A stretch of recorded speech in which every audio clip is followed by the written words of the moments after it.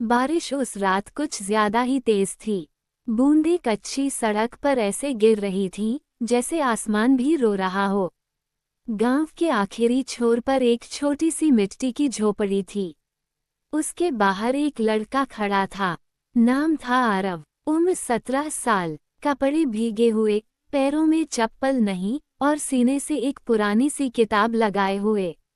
वो किताब उसकी दुनिया थी, उसका सपना, उसकी उम्मीद। झोपड़ी के अंदर से आवाज आई, आरव कहाँ रह गया बेटा। यह उसकी माँ सीमा की आवाज थी। आरव ने बारिश की तरफ देखा, फिर आसमान की तरफ। हल्की सी मुस्कान आई उसके चेहरे पर। आ रहा हूँ माँ। सीमा चूल्हे के पास बैठी थी। लालटेन की पीली रोशनी में उसका चेहरा थका हुआ लग रहा था। आज देर क्यों हो गई? उसने प्यार से पूछा। आरव बोला, ईंट भट्ठे पर ज्यादा काम था माँ। ठेकेदार ने कहा, कल पैसे देगा। सीमा कुछ नहीं बोली, बस उसके गीले बालों को देखकर अपने आंचल से पोंछने लगी। तू पढ़ भी लिया कर बेटा। मेहनत सिर्फ हाथों से नहीं, दिमाग से भी होती है। आरव ने किताब को देखा और फिर माँ को। एक दिन माँ, मैं ऐसा काम करूंगा कि तुम्हें चूल्हे के पास नहीं बैठना पड़ेगा। सीमा की आंखें भर आईं।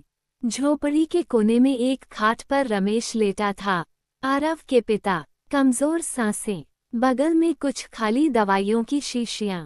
आरव उसके पास बैठ गया, उसका हाथ पकड़ा। बाबा, मैं हूँ। रमेश ने धीरे से आंखें खोलीं, मुस्कुराने की कोशिश की। पढ़ना मत छोड़ना बेटा, हमारी जिंदगी तो यही रह गई, लेकिन तू आगे जाना। आरव की आंखों से आंसू टपक पड़े। अगले दिन सूरज निकलने से पहले ही आरव भट्ठे पर था। चारों तरफ धूल, गर्मी, मजदूरों की आवाजें। वो ईंटों का भारी ढेर उठाकर ले जा रहा था। पसीना आंखों में जा रहा था। एक बूढ़ा आदमी उसे देख रहा था, सफेद दाढ़ी, हाथ में लाठी। वह पास आया। नाम क्या है बेटा? आरव। आंखों में आग है तेरी। मजदूर की नहीं, सपने देखने वाले की। आरव चुप रहा। बूढ़े बाबा बोले, सपने कभी मत छोड़ना, हालात बदलते देर नहीं लगती। वे शब्द आरव के दिल में उतर गए। कुछ दिनों बाद गांव के स्कूल में दाखिले का दिन था। आरव फटी सी यूनिफॉर्म में खड़ा था। बच्चे उसे घूर रहे थे। एक लड़की पास आकर बैठी। नाम था मीरा। तुम नए हो? उसने मुस्कुरा कर पूछा। आरव ने सिर हिलाया। मीरा बोली, डर मतो, यहाँ सब सीखने आते हैं, अमीर गरीब नहीं बनते। उस दिन आरव को पहली बार लगा, शायद वह अकेला नहीं है।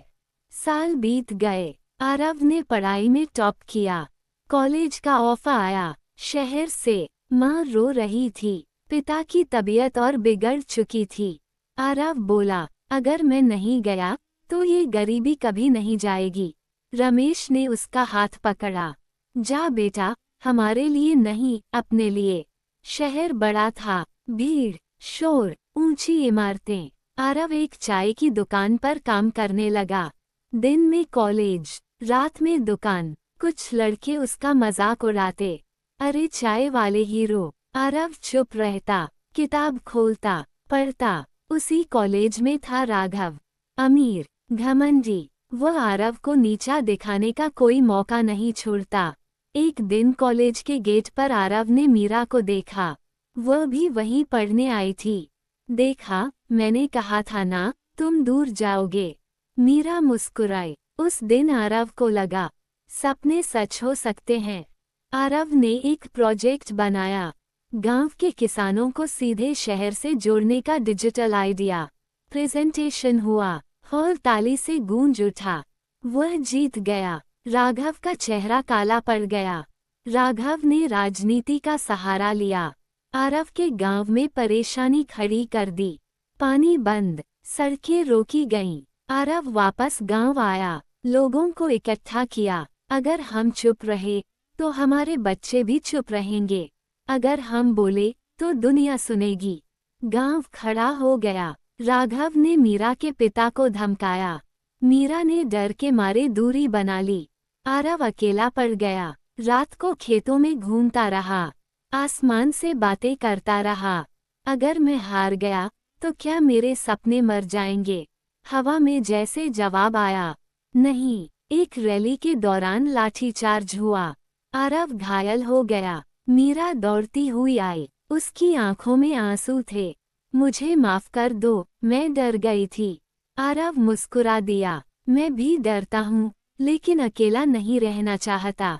मीडिया में राघव की साजिश उजागर हुई, गिरफ्तारी हुई, गांव में पानी आया, स्कूल बना, सड़कें बनी। सालों बाद आरव उसी पेड़ के नीचे खड़ा था, मीरा उसके साथ थी, बच्चे खेल रहे थे, माँ स्कूल के उद्घाटन में मुस्कुरा रही थी। आरव ने कहा, यह मेरी जीत नहीं है, ये हर उस इंसान की जीत है जो हालात से लड़ने की हिम्मत रखता है। अगर आप ये पढ़ रहे हैं तो समझिए, आप भी आरव हैं। आपके सामने भी कोई डर है, कोई राघव है, कोई सिस्टम है। लेकिन याद रखिए, सपने गरीब नहीं होते, हालात होते हैं। और जो हालात से लड़ता है वही इतिहास लिखता है। अगर आपको ये कहानी पसंद आई हो तो हमारी चैनल स्टोरी हाई स्टोरी को सब्सक्राइब करना न भूलें। लाइक करें, शेयर करें और कमेंट में हमें बताएं कि आपकी पसंदीदा कहानी कौन सी है। याद रखिए, हर कहानी में दर्द भी होता है और प्रेरणा भी। और इसी प्रेरणा को आप अपने जीवन में लागू कर सकते हैं। धन्यवाद दोस्तों। और हाँ, हमेशा अपनी कहानी का हीरो खुद बने। स्टोरी हाई स्टोरी, जहां